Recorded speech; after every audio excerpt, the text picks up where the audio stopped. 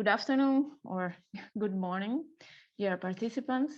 We can now start this workshop, that is workshop number 5 in the frame of the conference. My name is Luisa Russo. I'm field coordinator in Mali for the projects on Malian manuscripts for the Center for the Study of Manuscript Cultures of the University of Hamburg. I am a specialist in preservation, conservation, and management of library and archival collections, and I will be presenting you this workshop. We will be working together in this workshop about the different aspects of preservation, conservation, digitization planning in the library. So I will start straightforward by sharing my screen.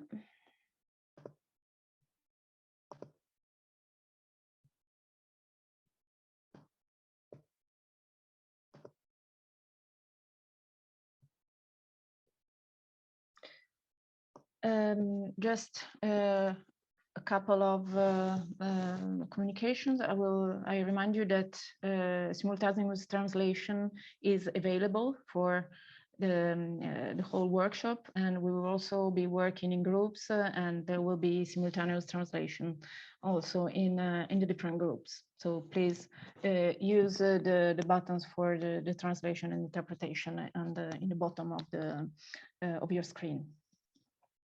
And I also ask the interpreters to warn me in case I speak too fast or if there is any issue with the translation.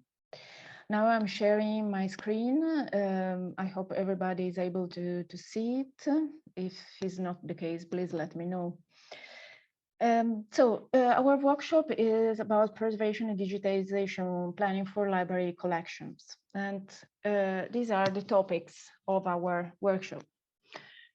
First of all, some basics about preservation, conservation, and digitization. Then we will have work in groups, a discussion session, then another presentation about project funding, and a second session of work in groups. And finally, we will end with discussion and conclusion. I am just so let's start from the beginning. I know many of the participants are already skilled and high experienced in these topics, but I am addressing this workshop to a wide range of professionalities involved in libraries and archives. And I would like to really focus on important points about our task in our institutions. First of all, I just remind what is clear to all of us about the double value of our written cultural heritage as physical object and text. It is clear to all of us, but we will have to keep it in mind and remind it while planning our activities in the libraries and in archives, of course. And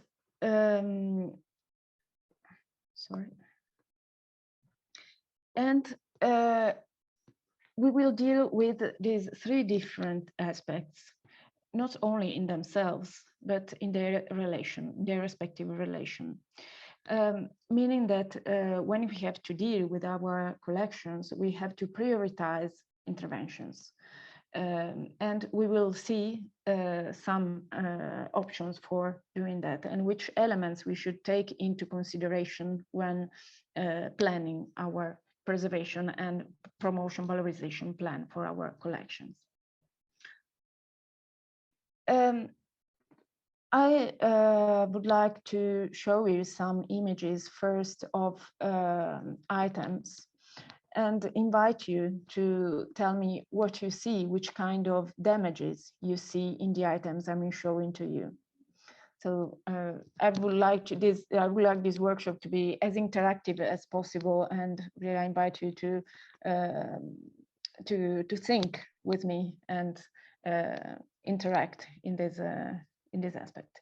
So if I ask you which kind of damage you can see in this manuscript, what would you say?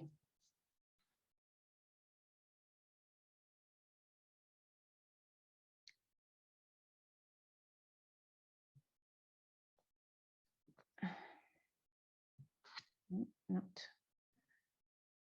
Okay, so I will just go on with the presentation. Oui, c'est pour, il y a un problème ici pour la reliure. Je vois que le cuir c'est très détruit. Et maintenant, les feuilles, il y a des taches, beaucoup de feuilles. L'encre, ce n'est pas bon. Et il y a beaucoup de fondu sur les étapes. Pour les edges, on the edge, très... Je regarde encore, il y a en bas, il y a pour le dos, il y a des nerfs détruits et encore il y a une feuille, c'était collé sur le dos de manuscrit. C'était écrit, ce que je peux le voir maintenant. Okay. Thank you. Thank you. Yes, you have highlighted some of the issues that we can see in this item. So the leather is very dry and it has some tears and some parts of it are missing. Then we have a significant damage on inks. So it seems the manuscript has been touched by water and the ink has gone, a part of the ink has gone, and there are stains. In other parts of the manuscript, there are water stains and maybe also mold stains. So these are the main issues that we can highlight in this manuscript. What about this one? J'espère, pardon. التلف الموجود في هذه المخطوطة لويزا هل تسمعي؟ Oui, je vois encore ici dans cette feuille de manuscrit qu'il y a l'encre, c'est le fer, l'encre en fer, très collé, il y a une page collée en dessous, il y a des insectes dans le front de page, il y a ici encore les feuilles sont déchirées et agitées ici encore, il y a des taches. Et les plus mauvaises conditions que l'encre et l'écriture sont débarrassées et que l'encre a mangé tous les mots. هناك. Yes. Thank you. Thank you. Yes, the main issue. هناك يعني من الممكن أن نحدد هذه الأوصاف بالمصطلحات العلمية. المصطلحات العلمية I hear متمثلة. the Arabic translation. يعني هذه الورقة التي أمامنا فيها طمس في بعض المواطن. هنا طمس، هذا يسمى طمس في بعض المواطن، وهذا الطمس سببه الرطوبة الزائدة وليست المياه. يعني خدوا بالكم من هذا الأمر. هذا I'm hearing the Arabic translation. Wait. Par les tâches santé. Non. Oui, ici. Okay, so thank you. And in the in this manuscript, we can see significant damage by inks.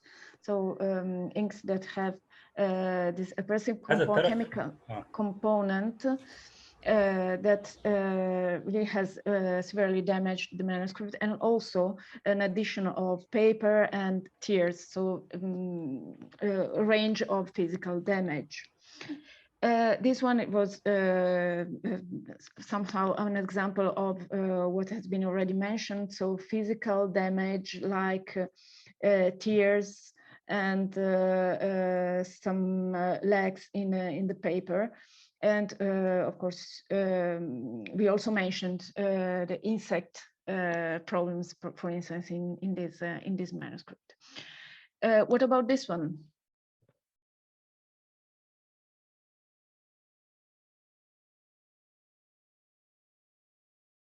Any idea? Oui, je pense ici qu'il y avait du brûlage perdu par les poussières, beaucoup de poussière. C'était mauvaise conservation ou par terre, n'importe. Et parce que je vois en bas des pages, ce n'est pas des manuscrits encore, c'est des livres sur des manuscrits. La couverture, c'est détruite par les insectes. Il y a beaucoup de pages, c'est des taches encore pour l'humidité, comme vous avez dit. Je pense que comme des pages n'est pas rangées, tous les manuscrits se sont rentrés ensemble. Ce n'est pas bon. Ce n'est pas un seul manuscrit, c'est plusieurs qui sont désarrangés ensemble. Très mauvaise condition. Pour savoir pour faire la catalogie ou chacun de ce manuscrit à quel rejoint. L'encre, il y a des encres, il y a des taches sur les encres, c'est-à-dire qu'il y a 2 manuscrits en dessous. Et il a mis une tache, il a mis un reflet dans les lignes. Je crois qu'il y avait une feuille colorée ou une plastre ici sur une feuille rougie en haut. C'est que je pense maintenant, c'est que je le vois. Il y a encore sur la première page, c'était le front. Peut-être que ce n'est pas une feuille écrite, c'est le front pour la couverture, c'est la fin. Qui est bon, les insectes, c'est-à-dire qu'ils ont utilisé un alcool où ce n'est pas bon de genre de colle. Parce qu'il y a beaucoup d'insectes, la marchande des insectes, n'est pas régulière. Okay. Thank you so much for your comments and also the comments that are coming in the chat. I really see you are active in answering, so it's very nice. Of course, these manuscripts is more than one manuscript. هناك In loose leaves, and we see with problems of insects, maybe also rats.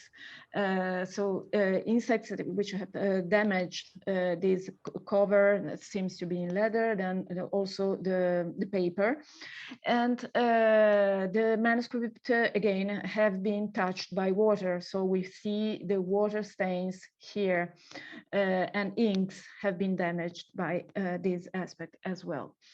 So we have addressed quite a lot of damages, and in this image, I just wanted to show another aspect of insect damages on a later printed book, where you really can see the path of insects through the paper.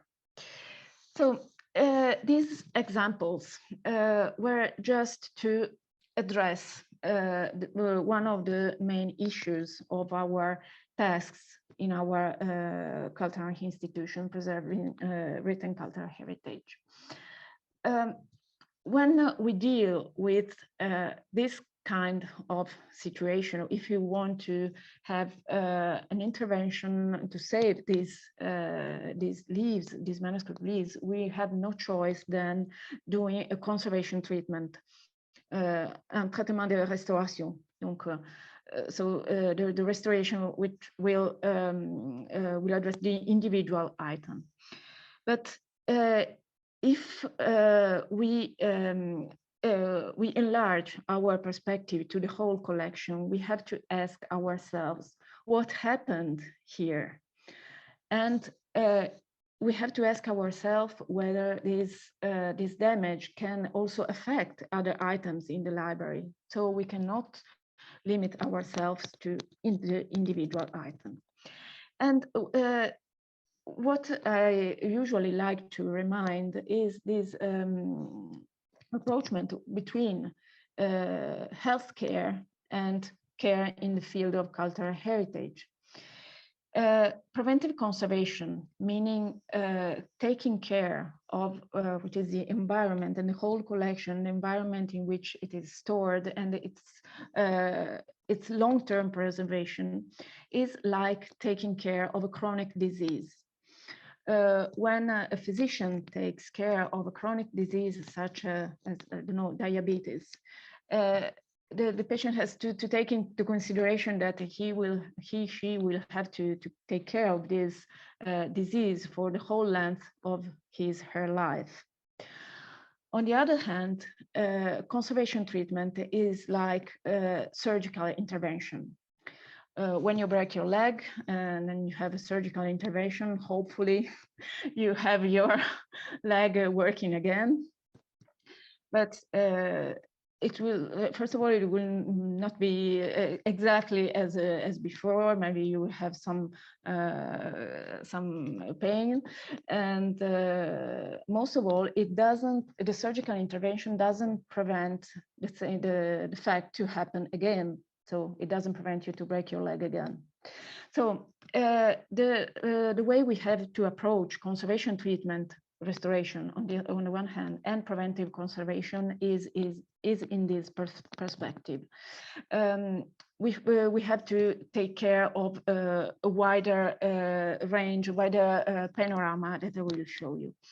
In this, in our approach to conservation treatment, we are conditioned by what is called the before-after treatment bias.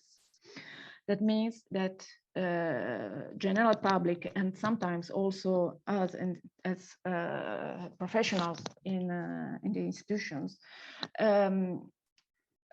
appreciate the after treatment appearance, because everything after treatments more or less looks better, looks neater, looks cleaner, like in the images I can show you. So before treatment, after treatment, before treatment, after treatment. So we have this bias that really influences our approach to conservation, because we think that with conservation treatment we solve the problems and we put things as they were somehow new. And first of all, we don't want old manuscripts to look as new. And secondly, it's not entirely true. It's not true. We lose a lot of aspects during the conservation treatment. So we have to take care of this aspect as well. So when talking about conservation treatment, what is the purpose of restoration of the conservation treatment? Is slowing down the decay process. And on purpose, I say slowing down and not stopping, because no conservation treatment will stop a decay that is on our objects, on our items, on our artifacts, which are made of organic components who will keep aging during decades. The conservation treatment always implies the loss of certain material data. So we have to take this into careful consideration and really be careful when planning the conservation treatment. And it is very expensive, both in terms of time and in terms of money. Time, if you have a conservator working in your libraries who can perform the conservation treatment, he will spend a lot of time on individual items. And but on the other hand, if you have to give your artifacts to an external conservator to restore it, it will be very expensive. So we have to be aware of the limits of the conservation treatment. This is very important. And we have to change a bit our perspective. Talking about preventive conservation, la conservation préventive, comme on dit. Its purpose is as well slowing down the decay process, and I really emphasize reducing significantly the need of conservation treatment. If we do a proper preservation plan, we will have much less items, much less artifacts to undergo the conservation treatment. So really, it's beneficial to the whole collection. Preventive conservation has a minimal cost a lot of activities in preventive conservation can be done in-house and with a very cheap and really, and its efficacy it is really excellent. And we have to get used to think on a long-term scale. We have to put a bit aside this willing of seeing the before and after treatment with our eyes. We have to think in a wider panorama, and I will show you some aspects. So working on preventive conservation allows us to ensure the conservation, the preservation of our collections with a series of activities. This is not a course on preventive conservation. I will just highlight some points, and then we will have the opportunity hopefully to discuss also during work groups. When approaching our collections, first of all, don't go into activity immediately, but you have to take your time and do an assessment of the whole collection, of manuscripts, prints, documents, whatever you have in your library and archive. You have to know what is there, what is preserved there, and what are the preservation problems. Collections and storage rooms, we will see it's essential to know the situation. Cleaning. It's not just dust in our libraries. It's dust means a lot of things. Among them, it might mean insect eggs or mold spores, a lot of harmful elements. So cleaning is essential in a library. Monitoring insects, monitoring environmental data, temperature, humidity, because a lot of the problems that we saw in the previous images come from inadequate environmental conditions in the storage room. And of course, regular check of storage rooms. Then again, cleaning. I will not insist much. I will never insist too much on this aspect. You have to keep your storage rooms clean. Then boxes and enclosures. A lot of damages to our items in libraries and archives comes from handling and storage.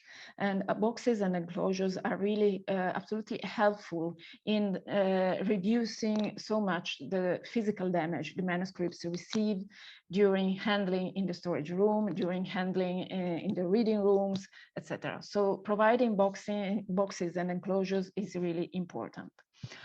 Proper arrangement on shelves, of course. You have to make sure the manuscripts are correctly shelved and possibly inside boxes and enclosures.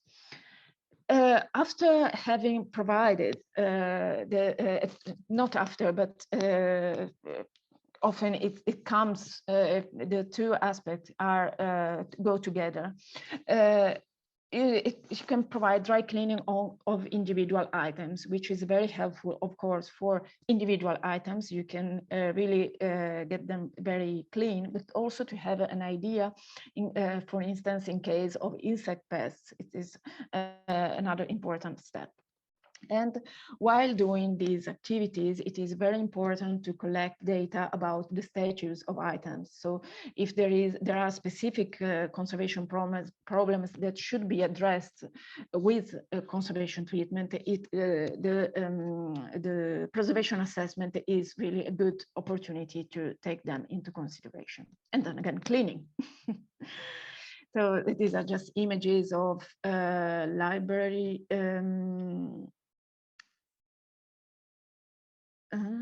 Okay, cleaning and dry cleaning of manuscripts with brushes. Many of these activities are very low cost and can be performed within the library. As for boxes and enclosures, you can have several types of boxes and enclosures you can do. There are clamshell boxes with textile on the outer side, or you can have face boxes with cardboard, or simple envelopes and closures for your manuscripts. And many of these enclosures, you can do them in the library, in your own institution.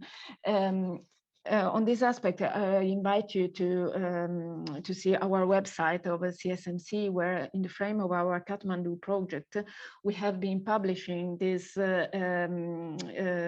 directions for these instructions for box making, and these instructions, this model has been studied by Michel Bieder, who is conservator in the Wesleyan University, and this guide provides you with very easy and steps for box making, and I will share the link with you so that you can see, for instance, how to build this kind of box. And but there are several other opportunities for making simple enclosures, of course, in the library.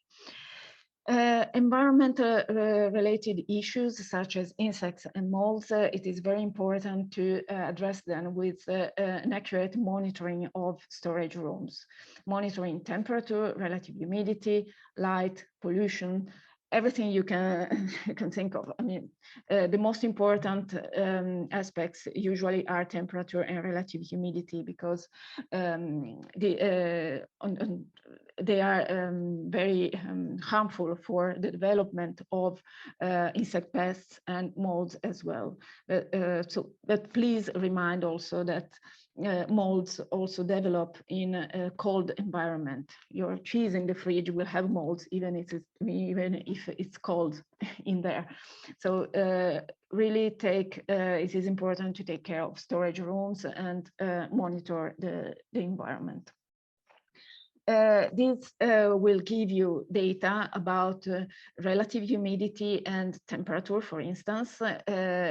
Here it was an example. We were checking the water content of manuscripts of paper, because molds grow according to a certain amount of water content of paper, and paper, of course, absorbs water from the environment. So it is important to monitor the storage rooms. Then, of course, we have to know, to ask ourselves, do staff and users know how to handle manuscripts? And if we want to make the use of gloves. The problem of gloves is very debated, but I tell you that many conservators, so curators don't use gloves to handle manuscripts, because it is important to keep the sensibility of your fingers on paper. I used to do also with Malian manuscripts, where paper is so brittle that you can easily catch fragments of paper if you use textile gloves. So it's really preferable to have your hands, the sensibility of your hands, and of course it is essential to have your hands always clean. Both when handling within the library, and both when accessing the manuscripts for research purposes. So having outlined the essential points of the preservation plan and why it is important to assess the situation and to act according to our preservation plan, we have to see how digitization relates to these aspects. Digitization is strictly related to preservation. Let's remind the topic. So that digitization allows us to preserve text, but just a minimal part of physical data, and in any way it's not the real item. So it's not, we will keep caring about our physical collections. Digitization is very important for cataloging and research purposes, of course, but also for wider public, because it ensures the access of manuscripts, reducing enormously the handling of original items. Original items can be therefore accessed by scholars who are interested in the codicological part of the collection, for instance, but all scholars interested exclusively in the text could find in the digitized manuscripts a really essential fellow of their work. And of course, it multiplies the promotion opportunities by the organization of exhibition, online exhibition, etc. So we have to think these three elements: preservation, digitization, conservation, and digitization as an interrelated group of activities in which we should engage. Finally, before we pass to our work divided into groups, please remind that digitization, as well as monitoring, for example, gives us provides us with a lot of data, and data needs management as well. It's not enough to collect data, to download data from your data logger. You have to take your time to properly arrange them into folders, subfolders, so that they are always accessible for analysis, and of course, studying them, because it's no help if you collect hundreds, thousands and thousands of data that you cannot retrieve because files are not in order, folders are not properly named. So when addressing a preservation plan, you have and also including digitization, you have to think that it's another collection adding to your physical collection. You will have to take care of these data, otherwise they're not helpful at all. And of course, you have to plan periodical check, backup, and refreshing when dealing with informatic data. So we can now move to our team work. You will now be divided into 3 groups, and you will have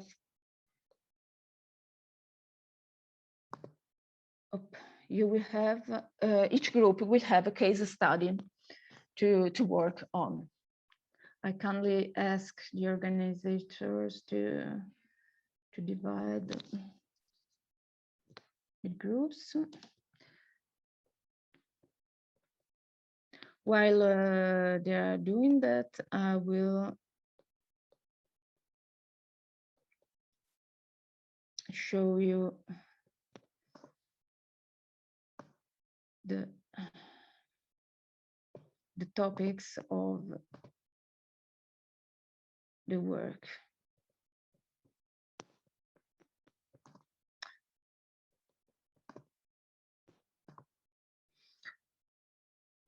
So you will have, each group will have a case study.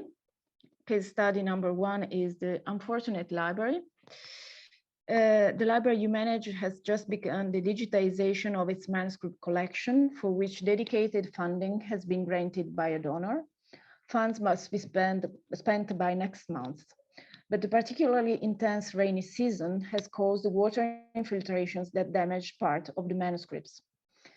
The working group must assess the situation, propose an action plan for the collections, and think about costs, resources, and funds. Oh, sorry, this was the, no, yes, the second. The second case study is the unknown library. You have been appointed a director of a library that holds collections of great value, but neglected and completely unknown. The director who preceded you did not adequately take care of the management, and even the exact content of the collections is not known exactly. You will have these slides, translated also in your groups, so you will have, we will be able to work on them in your group. Same, you have to assess the situation, propose an action plan for recollections, and think about costs, resources, and funds. Case stable number 3, the mysterious archive.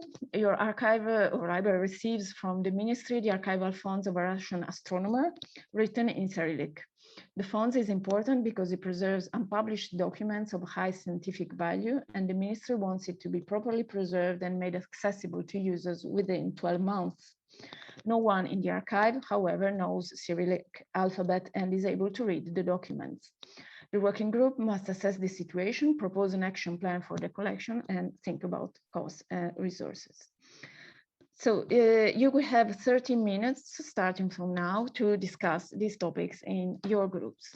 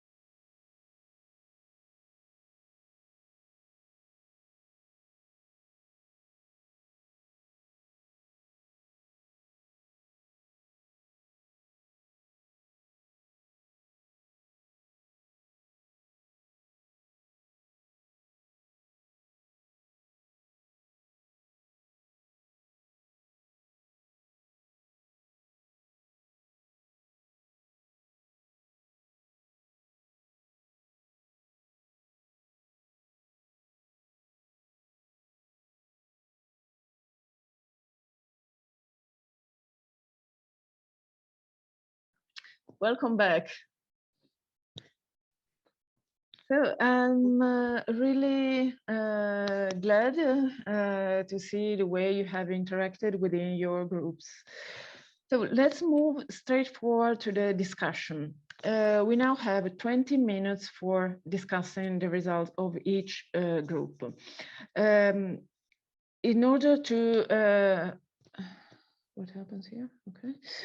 In order to allow everyone to speak for his group, you will have 3 minutes for each group to present the results, and then we will keep the rest of our minutes to discuss all together. Okay.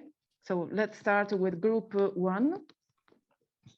بالنسبة للسؤال الخاص بينا.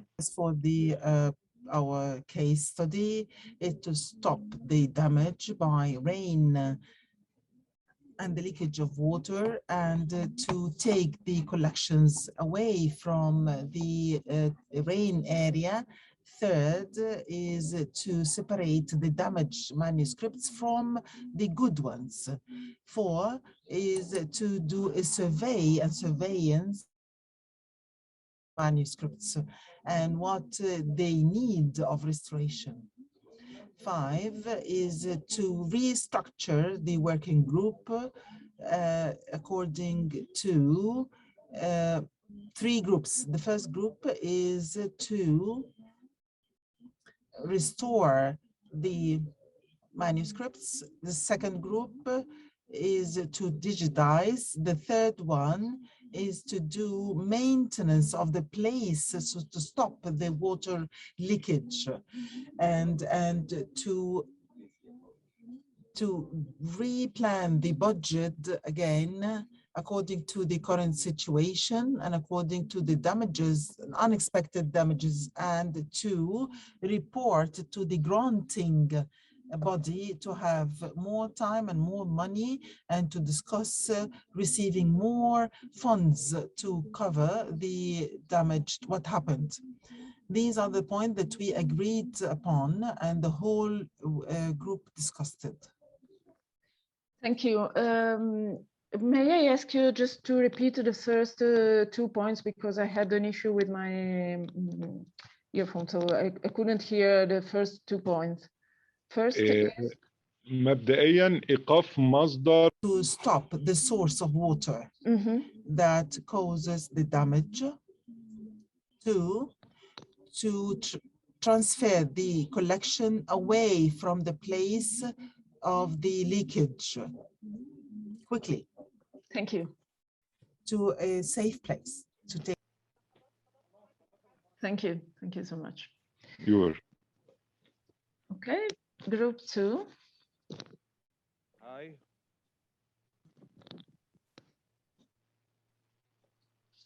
Hi, doctor. Can you hear me? Yes, I can. Thank you. First, I have to say that it would be amazing to choose me as a director.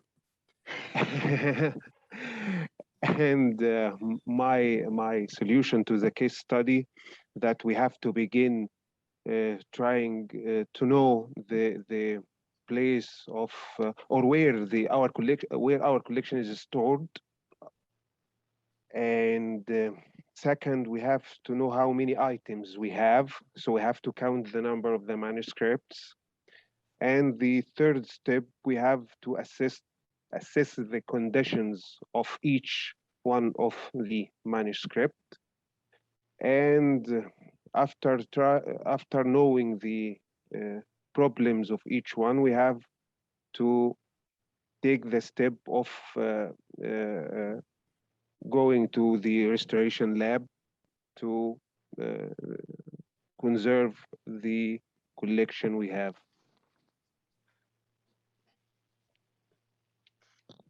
Thank you. Thank you. Is Thank it, you. or do you have any suggestion? Thank you. So group 3.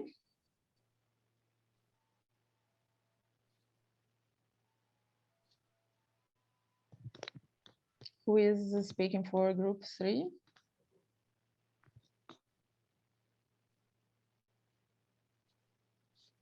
Oui, maintenant,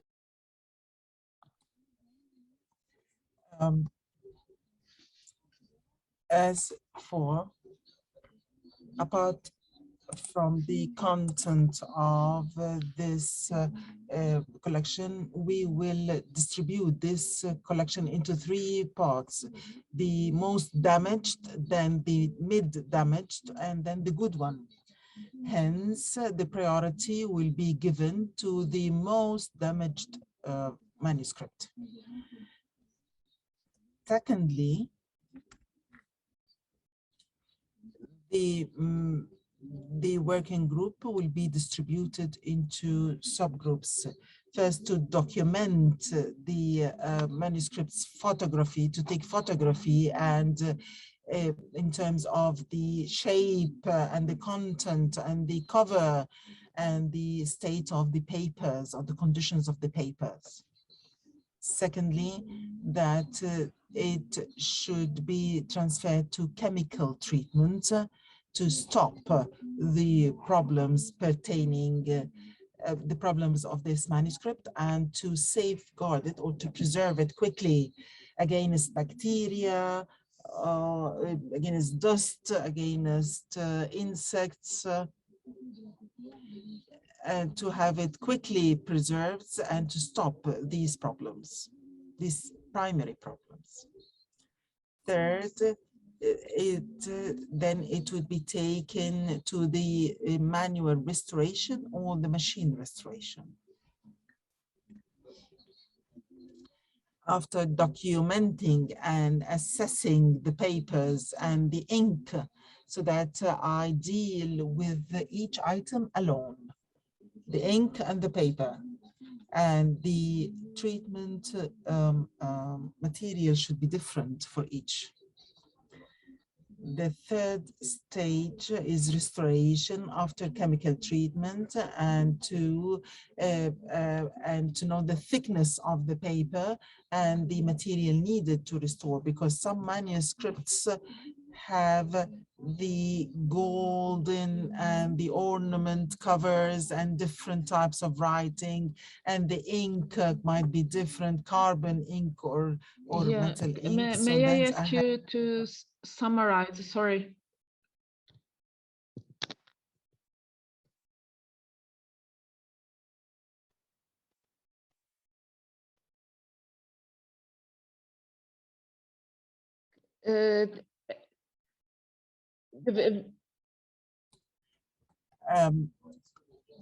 to preserve it and put it in boxes. A restoration, should be done, and then it will be given to the cataloging unit to have the exchange of language. This is the importance of the manuscripts.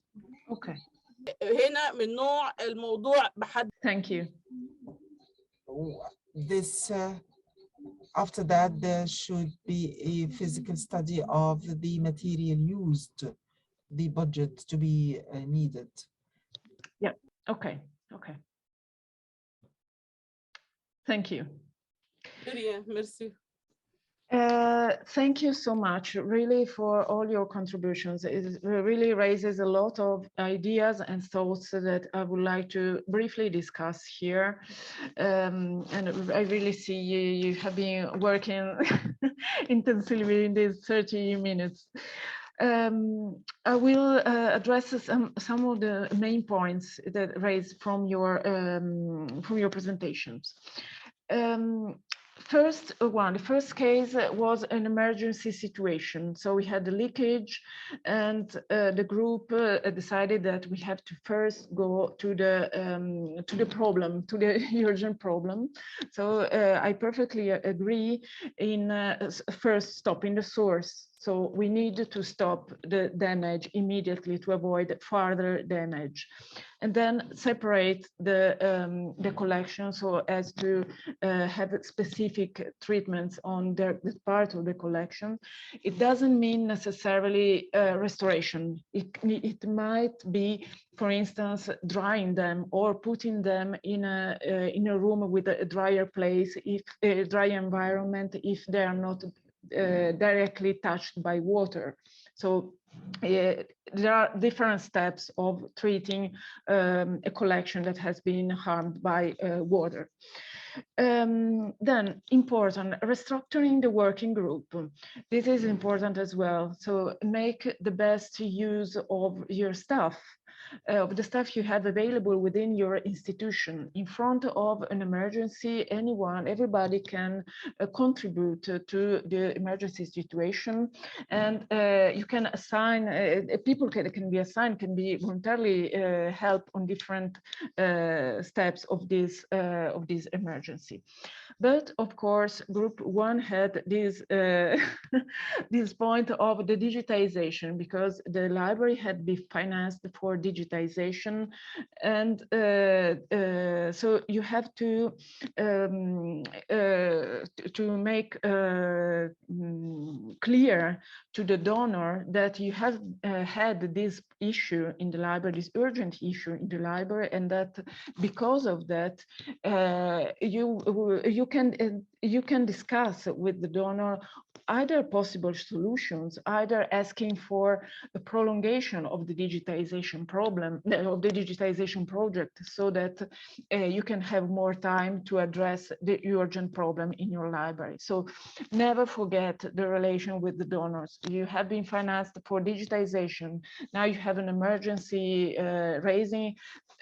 Take care of the emergency. Don't forget about the donor, of course, and don't and really always involve the donor in what's happening in the library. I would add one thing.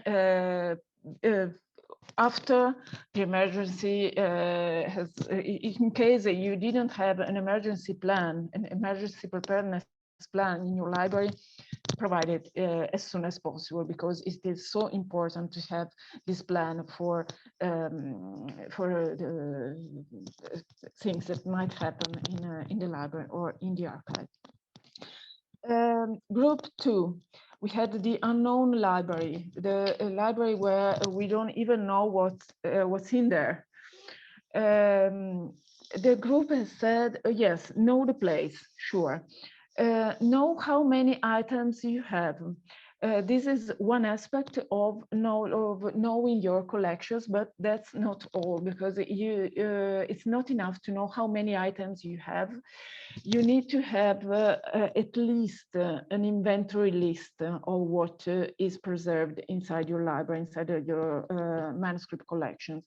This is for security purposes, because you always you can always keep track of, I don't know, missing items or misplaced items. So having a reliable list with essential data of manuscripts is absolutely essential. Not only the number of artifacts, but what's in there. You can have very essential data such as a shelf mark, title, author, and a very brief description of the item. This is the basic list you need to have in your library. Then you can start and planning all you mentioned. So cataloging, assessment condition, of course, and restoration lab. I see you all love restoration lab.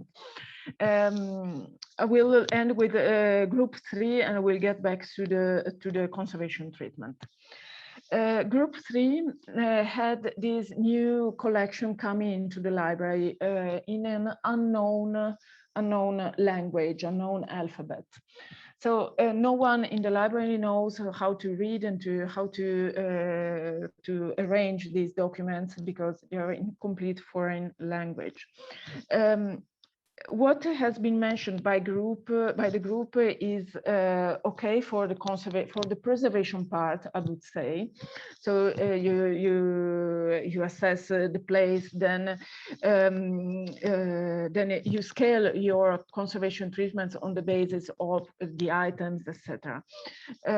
Really, I would invite you to go very careful with chemical treatments and restoration interventions. In many cases, it's not really needed. And I will just say also a few words about that. What I would highlight in this proposal is that you have to address the problem of the unknown language quite soon in your library for the reasons I mentioned in group 2. You need to know what's coming in your library, in your archive. So you need to somehow list the items. And in order to do that, if you don't have any human resources for who knows this alphabet, you can maybe ask to partner institutions in your city, in your country, and there are scholars that might be helpful, and it might be helpful to have these synergies with other institutions. So the archive provides handwritten sources for studies and research, and the researchers can provide, for instance, reliable data on how to list the items. So remind always that listing the items and know what's in the library is absolutely important. And last thing I would like to remind is really about conservation treatment, about restoration.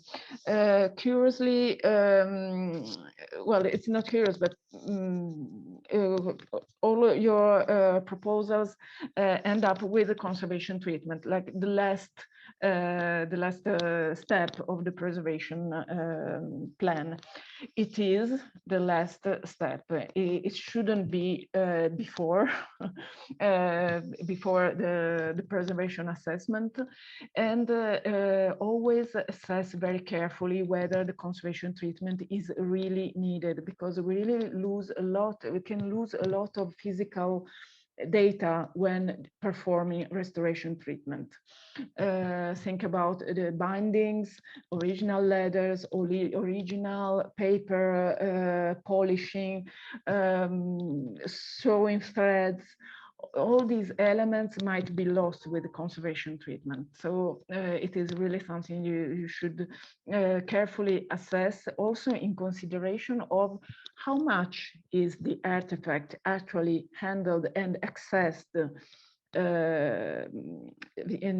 by users. Do users rely on digitized images, on digital images of the manuscripts. That's what I mentioned at the beginning. If you have the digital images, users can use a lot these images for research purposes, and the need of conservation treatment of restoration is then reduced, because it will not be handled so often, so intensively. So really, when planning and when doing your plan, take into consideration all these aspects. Do you have any question?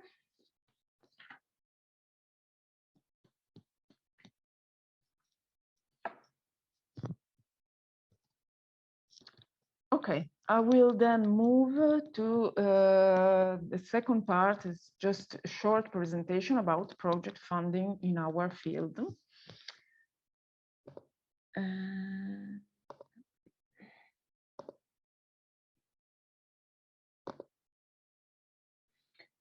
And things that you have already mentioned. So case studies, and we have addressed, we have encountered problems for which a specific project funding might be needed. So we must be able to choose which donor, which grant is better for our purposes, and mostly, no, not mostly, but for the same importance, do we know how to phrase our needs and to correctly represent our needs and to make them understandable, and how to match these needs with the donor's goals. I would draw your attention on this scheme, that is the SWOT analysis. This is the kind of analysis that comes from the project management environment, and it is very, very helpful when also for our our librarian environment. So when you build a project, when you plan a project for your collections, try to address these topics: strengths, weaknesses, opportunities, and threats. This is the SWOT analysis. So you have to carefully assess all these aspects of your institution and of your collections. You see there is positive on the left and negative on the right, and internal on the upper side and external on the lower side. So the strengths of your institution, the weaknesses of your institutions. For instance, we don't have Russian-speaking scholars. This is a weakness for this specific project. But strengths, we have very skilled archivists who can really arrange our archival fonds. Opportunities. External. We have a university in our city, and there are scholars of Russian literature or Russian astronomy who can really be helpful on this aspect. Let's build a project together. And threats as well. The most immediate thought is about the rainy season. So when planning your project, think always about all these aspects. Now, I would like to do a very short exercise. It would be very encouraging to have, very challenging to have a longer workshop on these topics. I would like you to get back into your group and check very quickly, because we don't have much time left. Please have a look at these donors and try to get an idea of which one could be best for your project, for your specific case study. And I ask the organizers to divide the participants again into the 3 teams.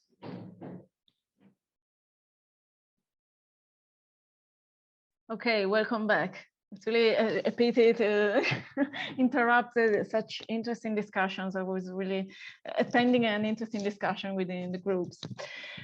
So, group 1, what is your choice? اتفضل يا دكتور احمد. اتفضل يا دكتور. بالنسبه للفريق الاول جيردا هينكل هي اللي تتماشى معانا او مع هدف الدعم الخاص بالمكتبه، خاصه ان هي المنظمه الوحيده التي تهتم بالانسانيات، اما منظمتين الاخرتين فليس لهم يعني علاقه وطيده بعلوم الانسانيات، فهي تهتم بالتاريخ، تهتم بالقانون. وبما ان المكتبه هي والمخطوطات هي المصدر الرئيسي الام الذي من خلاله يتم استياق العلوم الإنسانية والعلوم النظرية عموما والعملية، فهي بالتالي تستهدف بشكل رئيسي عملية الحفاظ على مصدر هذه العلوم الإنسانية. بالإضافة في هذه المجموعة أيضا إلى أن ألف فاونديشن يعني هي فقط تهتم بالتراث المعماري المتمثل في المساجد والمدارس التاريخية وبعض المنازل التاريخية إلى غير ذلك، فهي ربما لا تصلح مع الجانب التراثي إلا بشروط معينة كان يعني نوجه إليها خطابا للحفاظ لإنقاذ هذا التراث.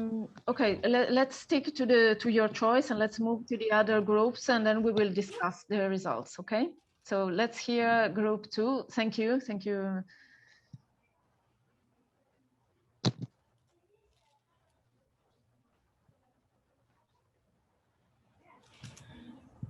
After our discussion, I think also we have chosen Gerda Henkel Foundation because it is related to the humanities and the manuscripts, and the other foundations that are working in the conflict areas. I think our group is from Brazil and Egypt, and thank God we are not in a conflict area. So we have a stable and a stable country. So we could choose Gerda Henkel and ask them to fund our project. I think also we could estimate the costs and trying to know the amount of money that they will grant us, and if they do not have the total amount of money that we need, we could take part of it. Okay, good. Thank you. Thank you. Group 3.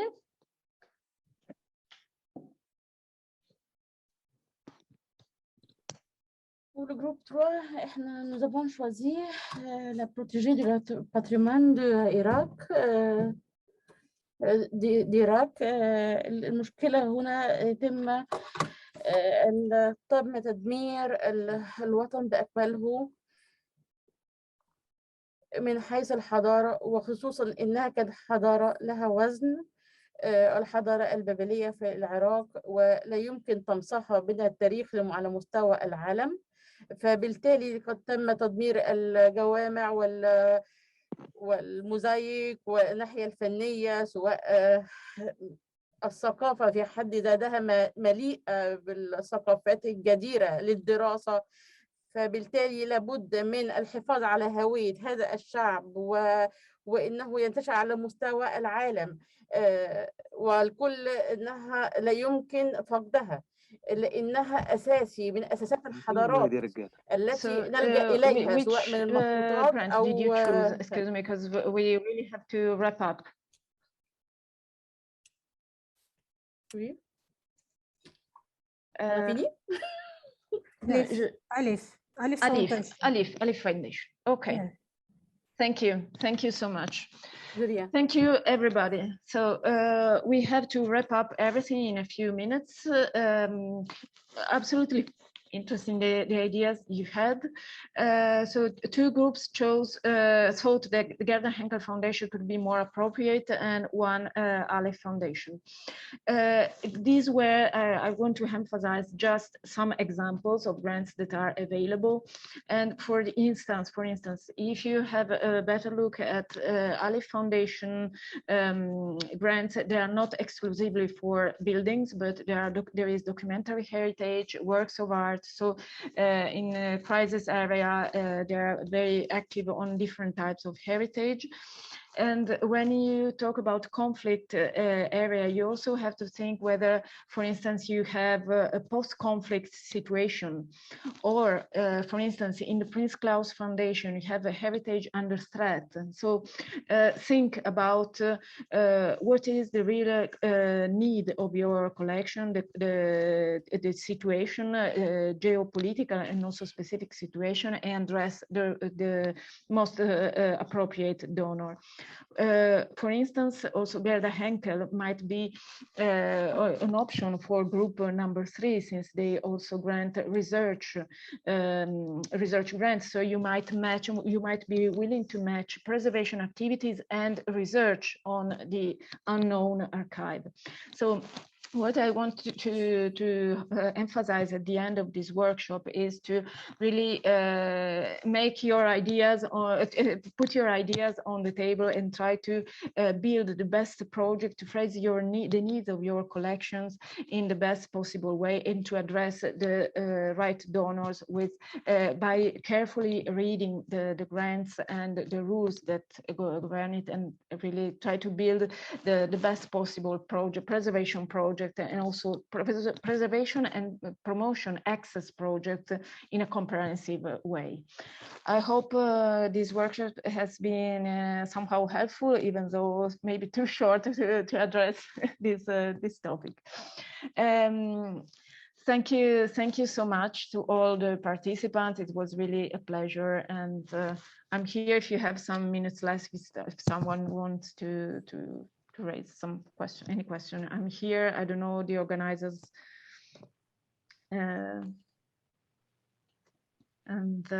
Yes, so thank you. Thank you, Doctor. Thank you so much. Thank you. Merci. Thank Merci à you. vous. شكرا.